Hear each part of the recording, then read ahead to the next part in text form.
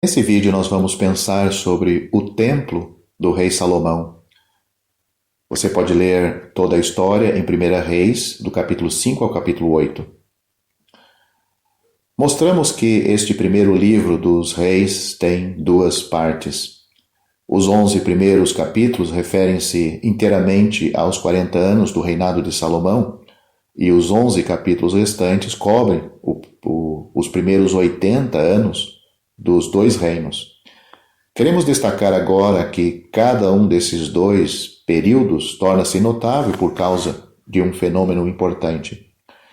No primeiro, temos a construção do maravilhoso Templo de Jerusalém. No segundo, encontramos o ministério maravilhoso do profeta Elias no Reino do Norte. Observamos aqui certos aspectos relativos ao templo. E é de suma importância para aqueles que gostam de estudar a sua Bíblia. Vamos começar com o capítulo 5. O capítulo 5 apresenta os preparativos para o templo. Salomão pede a Hirão, rei de Tiro, que lhe envie cedros do Líbano. A madeira nativa em Israel era o sicômoro. Note o capítulo 10, versículo 27, que, embora útil, era grosseiro e muito inferior ao cedro do Líbano, de tipo mais duro. O cedro do Líbano era do tipo mais duro e compacto. Hirão, rei de Tiro, enviara alguns anos antes cedros a Davi, 2 Crônicas capítulo 2, versículo 3, para a construção de sua casa real. E Davi sentia-se constrangido por viver em casa de cedro, enquanto a casa de Deus permanecia numa simples tenda, 2 Samuel capítulo 7, versículo 2. A superioridade do cedro do Líbano, unida às despesas de mandar buscá-lo tão longe, faz dele uma espécie de luxo em Israel, e as casas construídas com esse tipo de madeira eram consideradas mais finas. A comunidade, ou melhor dizendo, a comunicação entre Salomão e o rei de Tiro é dada com mais detalhes e pontos de grande interesse em 2 Crônicas capítulo 2. Salomão enviou sua mensagem a Hirão e este respondeu por escrito. Havia cortesia de ambos os lados. Salomão, que faz o pedido, envia um mensageiro especial para transmitir oralmente a mensagem. Hirão deve responder por escrito a um pedido desse tipo, selando a resposta com o selo real e, provavelmente, devolvendo-a pelo próprio mensageiro de Salomão. Este é também um exemplo de comunicação escrita na antiguidade.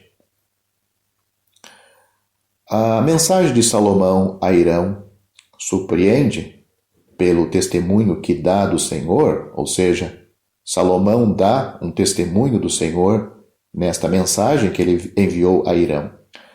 Precisamos lembrar que Hirão era um idólatra e que Salomão poderia facilmente pensar que seria mais conveniente omitir referências ao seu próprio Deus, mencionando apenas os detalhes comerciais de seu pedido.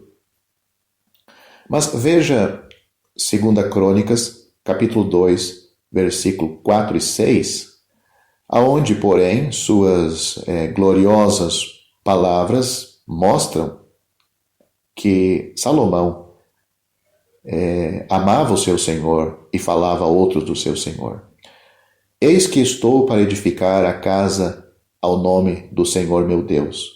A casa que edificarei há de ser grande, porque o nosso Deus é maior do que todos os deuses. No entanto, quem seria capaz de lhe edificar a casa, visto que os céus e até os céus dos céus não o podem conter? Essas foram as palavras de Salomão. Este é um nobre testemunho da supremacia e infinitude do Senhor, que não deixa espaço para quaisquer outras supostas divindades. Todavia, a mensagem é de real cortesia. Ainda mais notável é a resposta de Hirão, o rei de Tiro, que longe de ofender-se, reconheceu o Senhor nestas palavras. As palavras do rei de Tiro. Bendito seja o Senhor Deus de Israel, que fez os céus e a terra, que deu a Davi um filho sábio, dotado de discrição e entendimento, que edifique casa ao Senhor e para seu próprio reino. 2 Crônicas, capítulo 2, versículo 12. Estas foram as exigências feitas por Salomão ao rei de Tiro.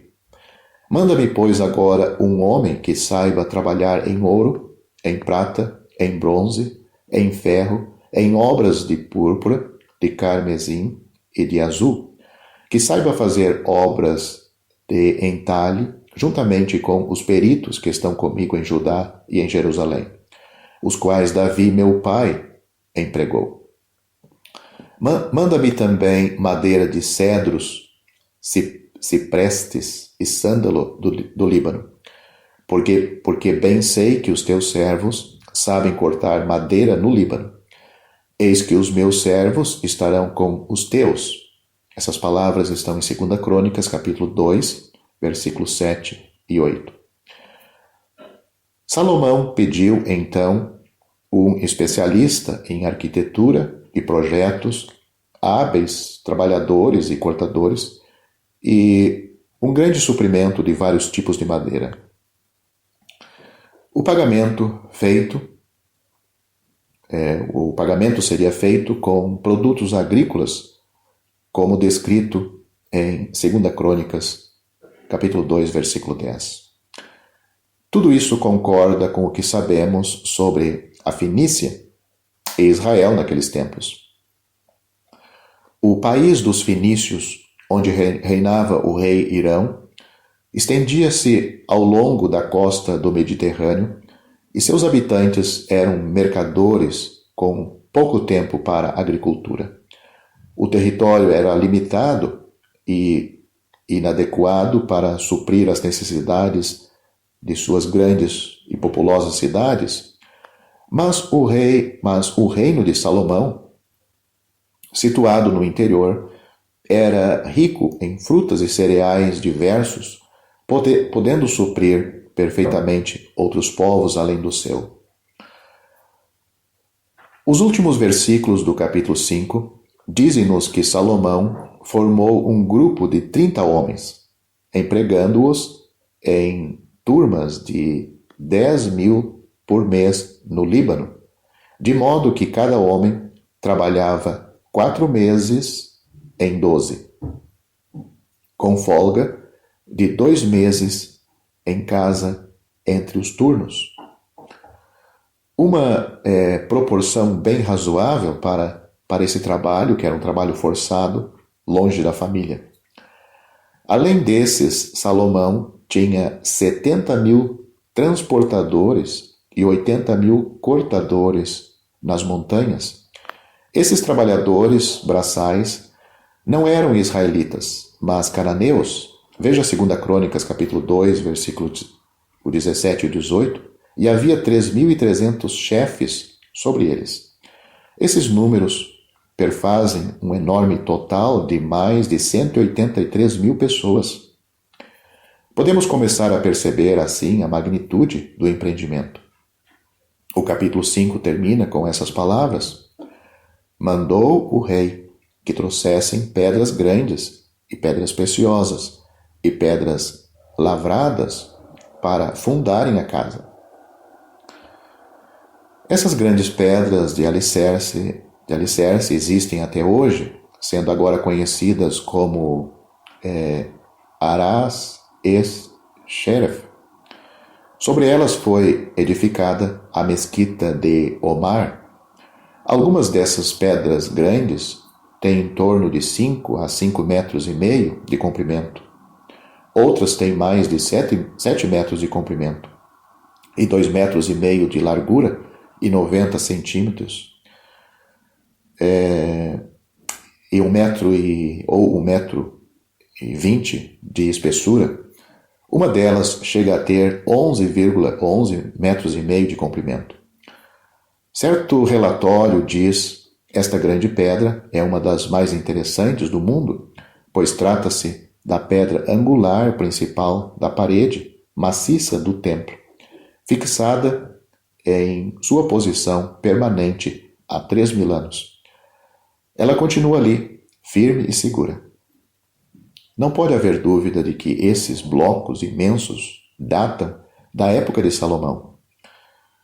Decifradores verificaram recentemente que os sinais dos artesãos sobre essas pedras, são dos fenícios, dos quais, como a Bíblia, a Escritura, nos diz, Salomão pediu e recebeu material desse tipo para o templo. Quando consideramos o tamanho e o peso dessas grandes pedras e refletimos que elas tiveram de ser transportadas de muito longe até Jerusalém por meio de carros puxados por bois, só podemos nos maravilhar. Vamos examinar alguns detalhes no capítulo 6 agora. Vemos ali as dimensões, os materiais e a construção do templo. As informações com respeito a cada parte descrita, embora exatas e detalhadas, não permitem que os estudiosos concordem quanto à aparência e à arquitetura externa do edifício. O plano básico, porém, é muito claro. As suas medidas são exatamente o dobro das do tabernáculo. Este tinha 60 côvados de comprimento por 20 côvados de largura. O comprimento dividia-se em duas partes, sendo uma o lugar santo, com 40 côvados, e a outra o santo dos santos, ou lugar santíssimo, com 20 côvados.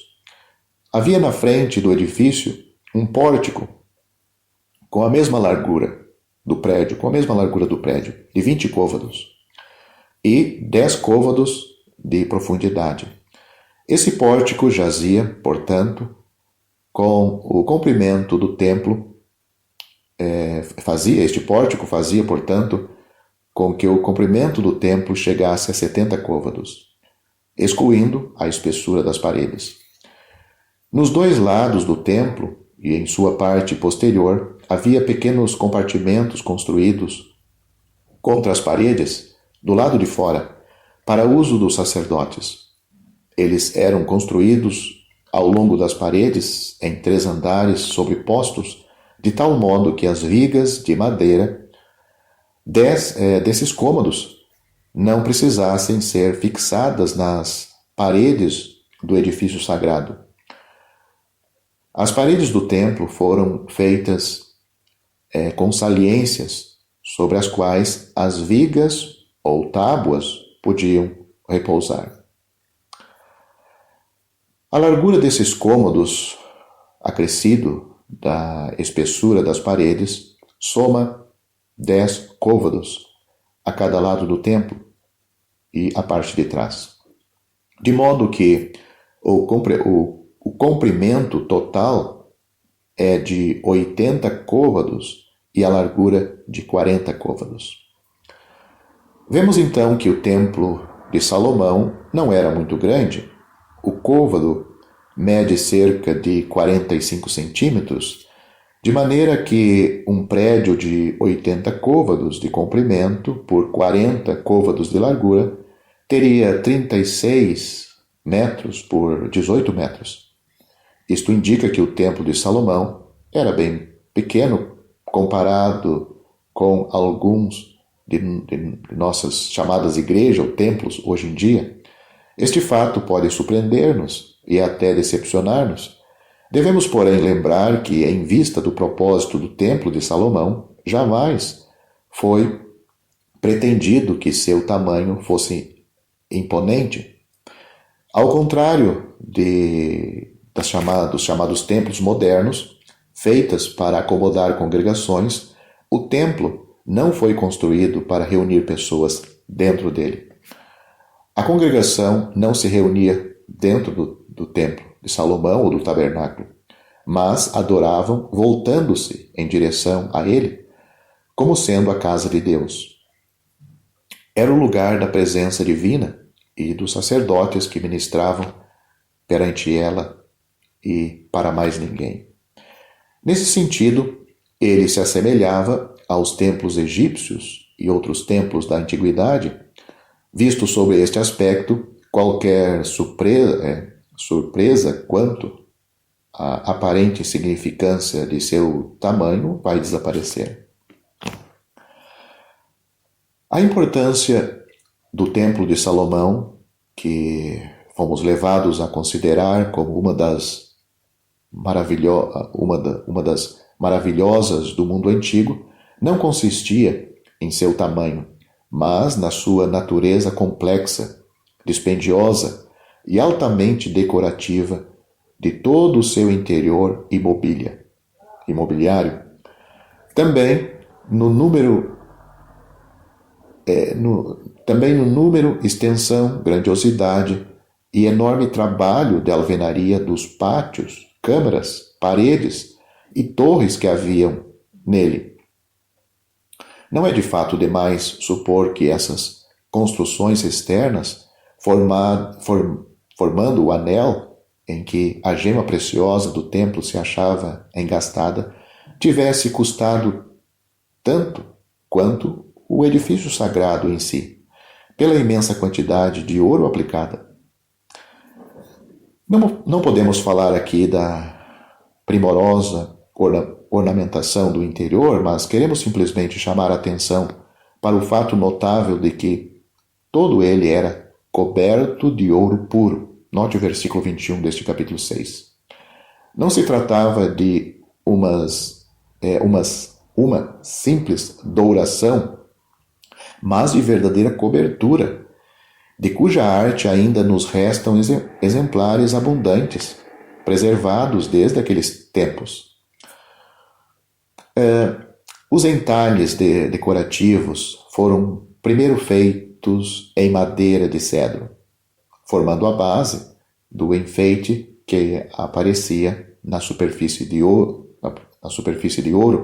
A quantidade de ouro gasto no interior e no mobiliário do templo deve ter sido enorme.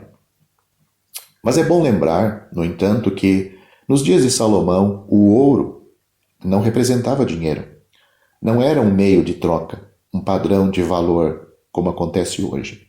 A prata era o padrão de valor, sendo bastante provável que Salomão tivesse comprado ouro com prata. Devemos entender claramente que o ouro era usado para trabalhos ornamentais, mas não como dinheiro. Assim, de acordo com observações já feitas, o ouro utilizado no Templo de Salomão não representa o custo monetário envolvido naquela obra, mas a quantidade real do metal empregado. Não podemos nos deter aqui com os belíssimos querubins de ouro, cada um com 4,5 metros de altura, nas colunas de bronze, cada uma com 8 metros de altura, no pórtico dianteiro, que era mais alto que o restante do edifício, no mar de fundição, nas pias, candelabros, mesas, utensílios e outros equipamentos interessantes do templo. Tudo isso deve ser estudado cuidadosamente com a ajuda da sua própria Bíblia e de um bom comentário. Queremos, no entanto, mencionar 3 pontos. Primeiro, lemos que Salomão fez janelas estreitas para o templo. Note neste capítulo 6, versículo 4. E pode-se ficar indagando como tais janelas seriam possíveis se havia 3 andares de cômodos construídos contra o exterior das janelas do templo, nas paredes ao lado do templo. A resposta é que esses 3 andares juntos tinham apenas 15 côvados de altura. Note o capítulo 6, versículo 10.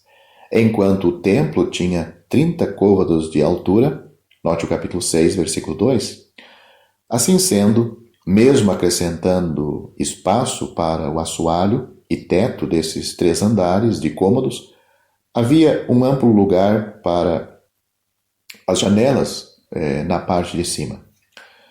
Naturalmente, elas não eram envidraçadas, mas cobertas de treliças adornadas, que eram então a maneira comum de vedar tais janelas. Segundo ponto que queremos analisar, o primeiro versículo do capítulo 7 diz: edificou Salomão os seus palácios, levando 13 anos para o concluir. Agora são os palácios de Salomão, não o templo. Uma vez que o templo só levou 7 anos, poderia parecer egoísmo por parte de Salomão o fato dele levar mais 6 anos para construir sua própria casa. Iremos, porém, fazer injustiça a ele se pensarmos deste modo. Não existe ideia de contraste entre as últimas palavras do capítulo 6, que declaram ter Salomão levado 7 anos para construir o templo, e as primeiras palavras do capítulo 7, onde diz que Salomão, para construir os seus palácios, levou todo esse tempo, todos esses anos a mais. Os prédios do palácio eram muito maiores e o empreendimento mais vasto. Não houvera também qualquer preparo de materiais para esses edifícios, como aconteceu com o templo, e provavelmente um número menor de trabalhadores foi empregado. Além disso, o fato de Salomão ter completado a casa do Senhor antes de começar a sua é um ponto a seu favor. Terceiro, não devemos esquecer a parte de Davi no templo. Embora não tivesse sido permitido para construí-lo, e apesar de saber que morreria antes de sua construção, por sua generosidade característica, começou a fazer os preparativos necessários. Ele parece ter se encarregado dessa tarefa com tanto zelo quanto teria se lhe coubesse edificar o templo. Nós podemos notar o que está registrado a respeito de Davi e dos seus preparativos para o templo em 1 Crônicas, capítulo 22, do versículo 2 a 5, onde lemos o seguinte: Deu ordens Davi para que fossem ajuntados os estrangeiros que estavam na terra de Israel, e encarregou pedreiros que preparassem pedras de cantaria para se edificar a casa de Deus. Aparelhou Davi ferro em abundância para os pregos das folhas das portas e para as junturas, como também bronze em abundância, que nem foi pesado, madeira de cedro sem conta, porque os sidônios e tírios a traziam a Davi em grande quantidade. Pois dizia Davi: Salomão, meu filho, ainda é moço e tenro, e a casa que se há de edificar para o Senhor deve ser sobremodo magnificente, para o nome e glória em todas as terras. Providenciarei, pois, para ele o necessário. Assim, preparou Davi em abundância antes de sua morte. Essas são as palavras registradas aí. Como esta linguagem e comportamento generosos são característicos de Davi. No versículo 14 do mesmo capítulo, observamos que ele também deixou para o templo 100.000 talentos de ouro e 1.000.000 de talentos de prata e bronze e ferro, em tanta abundância que nem foram pesados.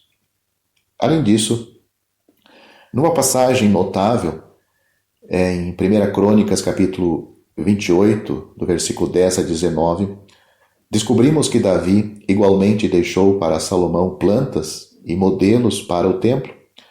afirmando tê-los recebido de Deus, note o versículo 12 e versículo 19. Também deixou para Salomão bons amigos, que se dispuseram a ajudá-lo. Um deles foi Hirão, rei de Tiro, que, segundo lemos, sempre fora amigo de Davi. 1 Reis, capítulo 5, versículo 1. E ajudou Salomão por causa de Davi.